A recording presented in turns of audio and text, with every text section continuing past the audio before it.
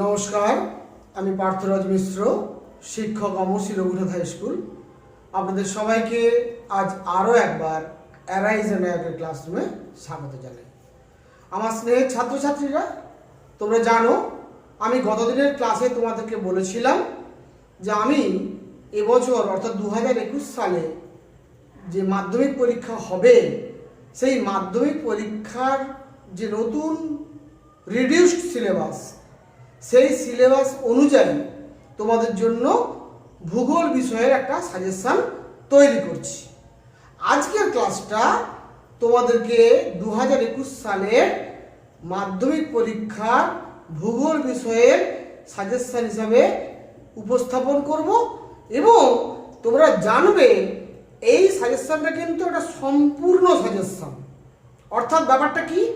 ব্যাপারটা হচ্ছে মাধ্যমিক পরীক্ষায় ঠিক যে দাগ নম্বরগুলো থাকে সেই দাগ নম্বরগুলো অনুযায়ী যতগুলো বিভাগ থাকে সেই বিভাগ অনুযায়ী কোন বিভাগের কোন দাগে কী ধরনের প্রশ্ন এবছরের মাধ্যমিকের রিডিউসড সিলেবাস অনুযায়ী ইম্পর্ট্যান্ট সেটা সম্পূর্ণভাবে তোমাদের কাছে উপস্থাপন করব।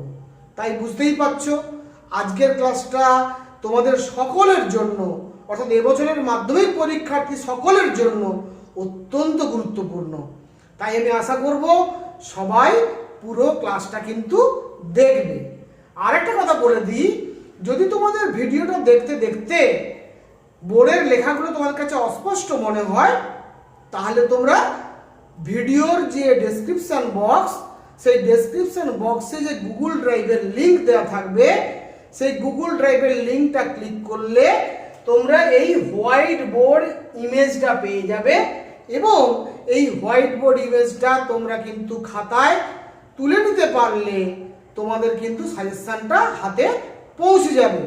তাই কোনো চিন্তা করার দরকার নেই।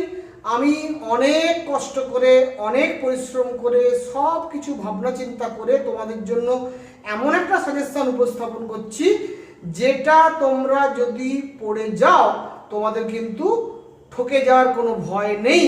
আমি জোর দিয়ে বলতে পারি এই সাজেশনের ওপরে তোমরা যদি সাজেশন আর না করো, অর্থাৎ সাজেশনে যা যা বিষয়গুলো দিয়েছি সেগুলো যদি তোমরা পড়ে নাও তাহলে কিন্তু মাধ্যমিক পরীক্ষায় তোমাদেরকে আর কোনোভাবেই পরীক্ষক নতুন কোনো প্রশ্ন করে ঠকাতে পারবেন বলে আমার মনে হয় না, এটা আমার দৃঢ় বিশ্বাস। তাই সাজেশনটা কিন্তু আমি আলোচনা করব, তোমরা একটু মন দিয়ে গোটা ভিডিওটা দেখবে। আলোচনা শুরু করার আগে আরও একবার সকলকে বিনম্রভাবে অনুরোধ জানাবো, এখনও যারা আমার চ্যানেলটি সাবস্ক্রাইব করেননি তারা দয়া করে চ্যানেলটি সাবস্ক্রাইব করে নেবেন এবং বেল আইকনটি ক্লিক করে অল নোটিফিকেশনটি অন করে নেবেন। আমার স্নেহের ছাত্রছাত্রীরা, তোমরা কিন্তু তোমাদের বন্ধুবান্ধবকেও এই সাজেশনটা পাঠিয়ে দিও যাতে সকলে এখান থেকে উপকৃত হতে পারে। তাহলে চলে এসো। আজকের ক্লাসের একটা বিশেষত্ব হচ্ছে আজকের ক্লাসটা তো 2021 সালের মাধ্যমিকের ভূগোল বিষয়ের সাজেশন, পাশাপাশি এটা কিন্তু কোশ্চেন প্যাটার্নটাও কিন্তু তোমরা বুঝতে পেরে যাবে। আর কোশ্চেন প্যাটার্নটা তুমি যদি জানো কোন বিভাগে কোন দাগে কিরকম প্রশ্ন থাকে তোমরা যদি দেখে আগে থেকে জেনে যাও তাহলে কিন্তু তোমাদের পরীক্ষা নিয়ে আর কোনো টেনশন বা চাপ থাকবে না।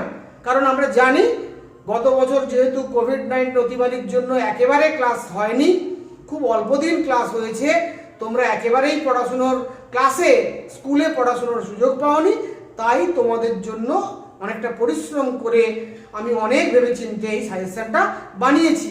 তোমরা ভালো লাগলে লাইক করো এবং বন্ধুদের মধ্যে এই ভিডিওটা শেয়ার করে দিও। তাহলে এসো শুরু করা যাক।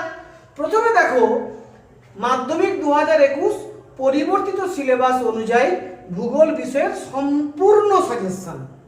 ঠিক আছে, শুধুমাত্র বড় প্রশ্ন নয়, শুধুমাত্র 3 নম্বরের প্রশ্ন নয়, শুধুমাত্র 2 নম্বরের প্রশ্ন নয়, অর্থাৎ 2, 3, 5 প্রত্যেকটা দাগের প্রশ্নগুলো কিন্তু এখানে সাজেশন হিসেবে দিয়েছি। শুধুমাত্র 1 নম্বরের যে প্রশ্নগুলো এমসিকিউ এবং এসএকিউ টাইপের যে প্রশ্নগুলো তার তো কোনো সাজেশন হয় না, তাই সেটা কিন্তু তোমাদেরকে চ্যাপ্টার ওয়াইজ পড়ে নিতে হবে। আমি পরবর্তীকালে শর্ট প্রশ্নের উপরেও কতগুলো ভিডিও তোমাদেরকে দেওয়ার চেষ্টা করব, যাতে তোমরা শর্ট প্রশ্ন নিয়েও তোমাদের আর উদ্বেগ বা প্রেসার না হয়। তাহলে প্রথমে দেখো ক বিভাগ। ক বিভাগ মানে একের দাগের প্রশ্ন। একের দাগের প্রশ্নটা মূলত এমসিকিউ টাইপের, অর্থাৎ মাল্টিপল চয়েস কোশ্চেনিং। এই এমসিকিউ প্রশ্নে এটা 1.1 থেকে 1.14 অর্থাৎ 14টি প্রশ্ন থাকবে। এই প্রতিটি প্রশ্নের মান 1 অর্থাৎ ও1 গুণিত 14। এখানে প্রাকৃতিক ভূগোল অর্থাৎ নদী, হিমবাহ, বায়ু এবং ভারতের প্রাকৃতিক ও সাংস্কৃতিক ভূগোল অর্থাৎ ভারতের যে আঞ্চলিক পাঠ, সেই আঞ্চলিক পাঠের একটা প্রাকৃতিক অংশ আছে এবং আঞ্চলিক পাঠের একটা অর্থনৈতিক বা সাংস্কৃতিক অংশ আছে। সমগ্র অংশ থেকেই কিন্তু 14টা প্রশ্ন আসবে, অর্থাৎ প্রতিটা চ্যাপ্টার থেকে শর্ট প্রশ্নগুলো ভালো করে ফেলতে হবে। খ বিভাগ 2 দাগের প্রশ্ন। খ বিভাগ 2 দাগের প্রশ্ন। 2 দাগের প্রশ্নে 2.1 এটা থাকে শুদ্ধ এবং অশুদ্ধ, 6টা করতে হয়। 2.2 শূন্যস্থান পূরণ, 6টা করতে হয়। 2.3 এক কথায় উত্তর দাও, 6টা করতে হয়। 2.4 ডান সারি বাম সারি সাজিয়ে লেখো, 4টে থাকে। এই করে মোট 22 নম্বরের খ বিভাগে 2 দাগে 22 নম্বরের শর্ট প্রশ্ন থাকে। তাহলে প্রশ্নের প্যাটার্নটা বুঝে নিবে। এবারে মূল সাজেশনে চলে আসি। গ বিভাগ 3 দাগের প্রশ্ন। এখানে এই 3 দাগের প্রশ্নটা এটা মূলত সংজ্ঞাধর্মী বা টিকাধর্মী প্রশ্ন। কখনো কখনো দু একটা বৈশিষ্ট্য জানতে চায়, তাহলে মূলত সংজ্ঞাধর্মী, টিকাধর্মী বা বৈশিষ্ট্যধর্মী প্রশ্ন। 2 নম্বরের প্রশ্ন, বেশি লেখার কোনো প্রয়োজন নেই। সংজ্ঞা, বৈশিষ্ট্য, উদাহরণ, পারলে একটা ছবি এঁকে দিলেই কিন্তু লেখা কমপ্লিট হয়ে যাবে।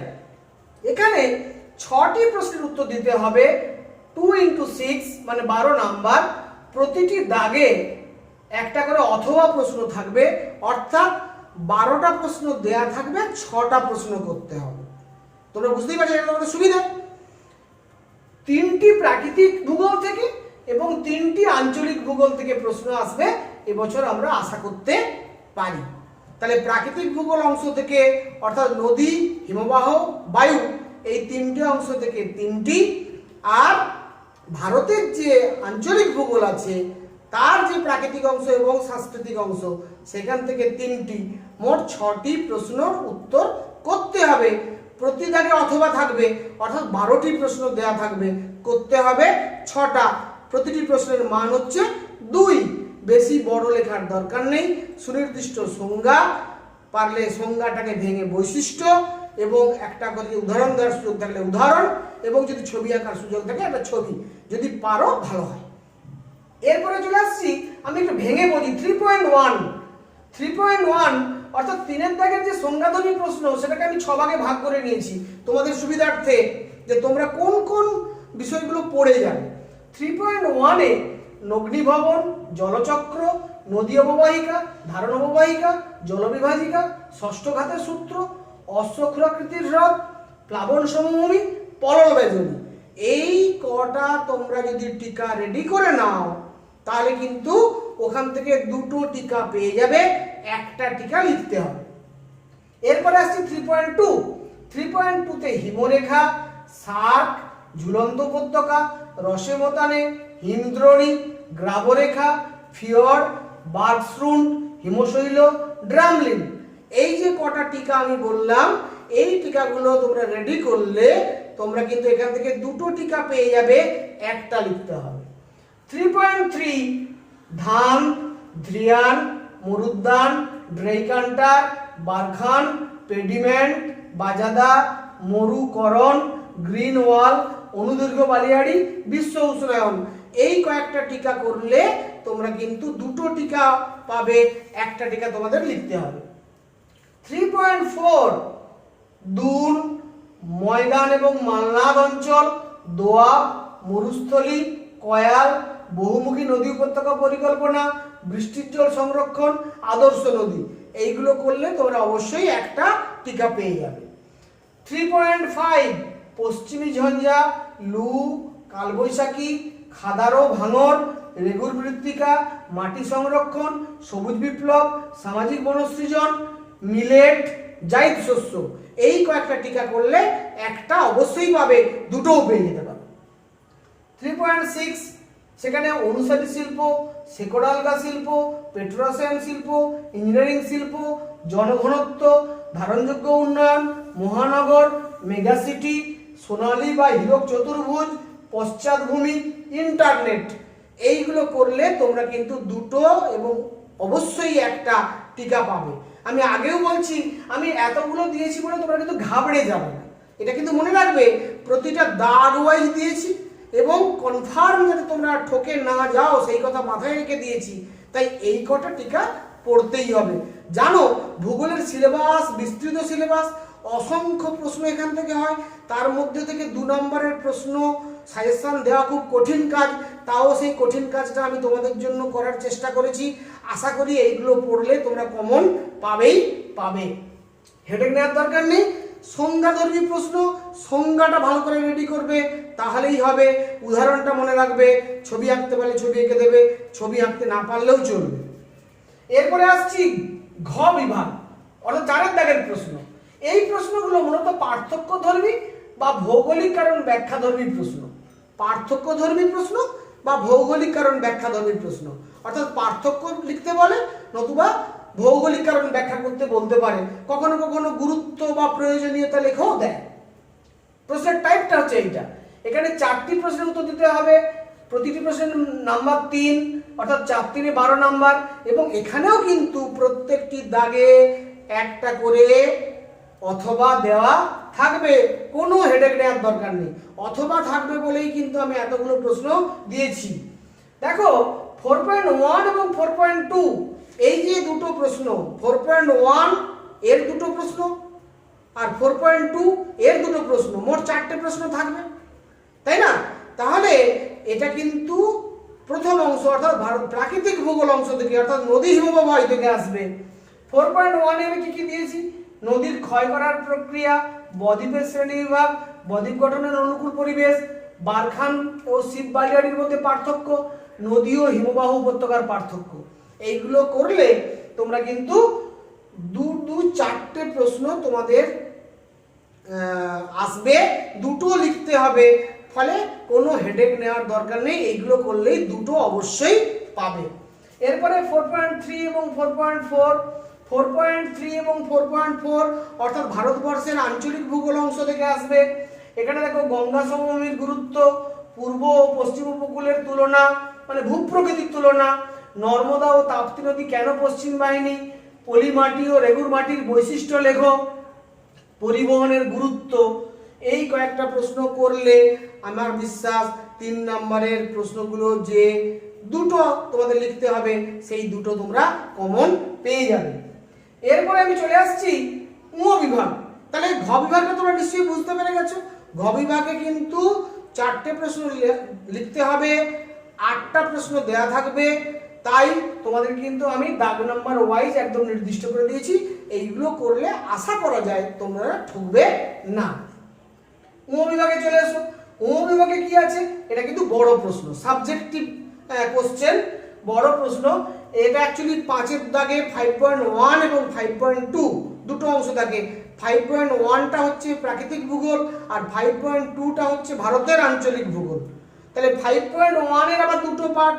5.1 এ দেখো 5.1.1 নদীর ক্ষয়কার্যের ফলে সৃষ্ট ভূমিরূপ, 5.1.2 হিমবাহ এবং জলধারার মিলিত সঞ্চয়কার্যের ফলে সৃষ্ট ভূমিরূপ, 5.1.3 বায়ুর ক্ষয়কার্যের ফলে সৃষ্ট ভূমিরূপ, আর 5.1.4 সুন্দরবনের উপর জলবায়ু পরিবর্তনের প্রভাব আলোচনা করো।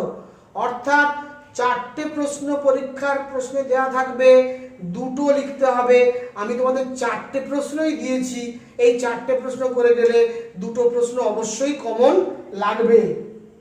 এরপরে চলে আসছি আমাদের 5.2। 5.2 মানে ভারতের আঞ্চলিক ভূগোল অংশ।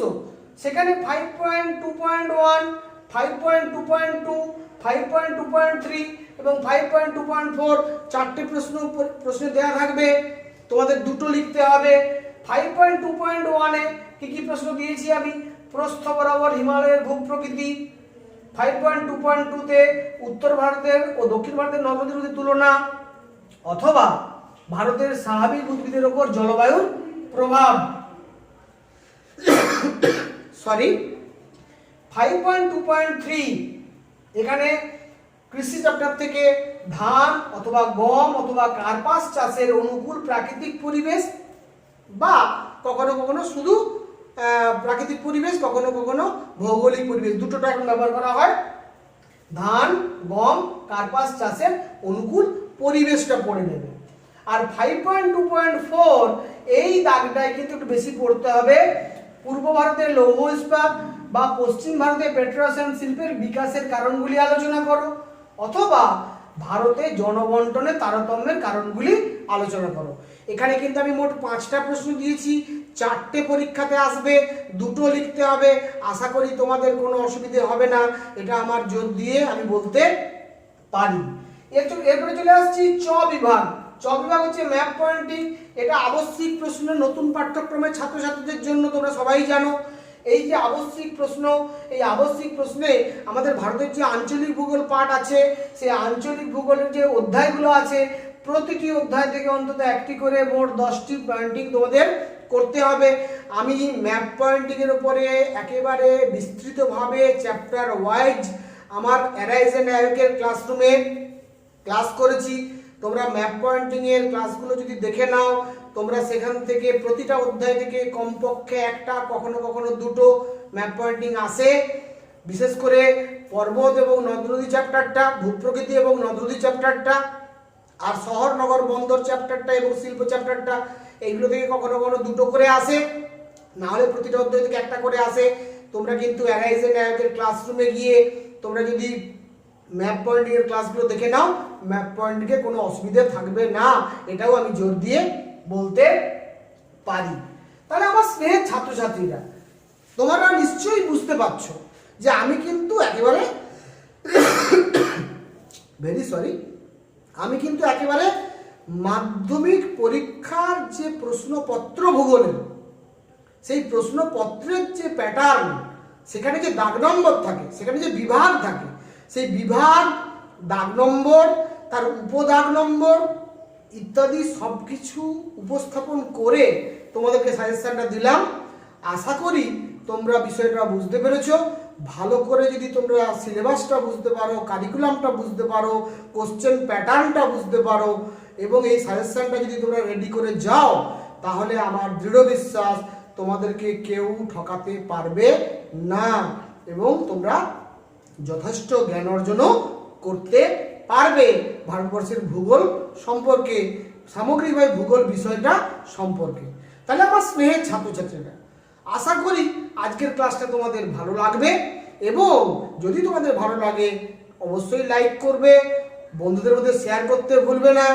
এখনো যারা চ্যানেলটি সাবস্ক্রাইব করেনি, সাবস্ক্রাইব করে নেবে, বেল আইকনটি ক্লিক করে অল নোটিফিকেশনটি অন করে নেবে। ইতিমধ্যেই যে সমস্ত সম্মানীয় দর্শক মণ্ডলী, কর্তৃমণ্ডলী আমার এই চ্যানেলটি সাবস্ক্রাইব করেছেন, তাদেরকে আমি আমার তরফ থেকে আন্তরিক শ্রদ্ধা, কৃতজ্ঞতা এবং অভিনন্দন জানাই। সেই সঙ্গে আমার স্নেহের ছাত্রদের ভালোবাসা জানিয়ে আজকে যে 2021 সালের সাজেশনের উপর যে ক্লাস, সেই ক্লাসটা এখানেই শেষ করছি। Thank you very much. সবাই খুব ভালো থেকো। তোমাদের সকলের জন্য অনেক অনেক শুভকামনা রইল। মঙ্গলময় ঈশ্বরের কাছে তোমাদের সর্বাঙ্গীন কল্যাণ কামনা করে আজকের ক্লাস শেষ করছি। Thank you very much.